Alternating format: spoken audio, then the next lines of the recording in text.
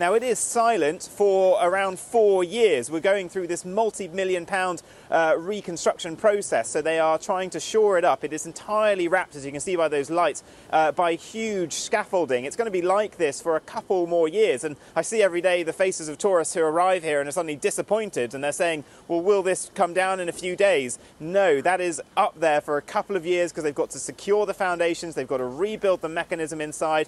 And so when the government set about doing this, they decided that only on two sort of occasions it would be ringing: on New Year's Eve during this period and then on Armistice Day as well. Now, they schedule all the works inside around being able to have it ring for those 2 days of the year whilst they're carrying out these works. But what's happening now is this call had suddenly come out to ring the bell for the UK's departure at 11 p.m. in 2 weeks' time. The Prime Minister said sort of glibly the other day on TV you could bung a bob for the Big Ben bongs. And so one of his MPs, Mark Francois, set up a GoFundMe page, but it would cost, it's estimated, around £500,000. Now, it's already got over £120,000, but the authorities simply say the mechanism has been removed. It is in another location. They're at a critical part of the works. They've removed some of the flooring in there. It simply can't be wrung out. Now, the government is trying to really push back now. It was a bit of a slip of the mouth from Boris Johnson on this. They don't really want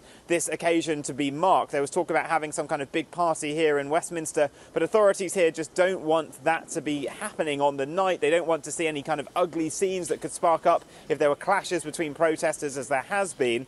So I think in 2 weeks' time, despite some quarters calling for the bells to be rung, it is pretty unlikely unless it's through some kind of PA system.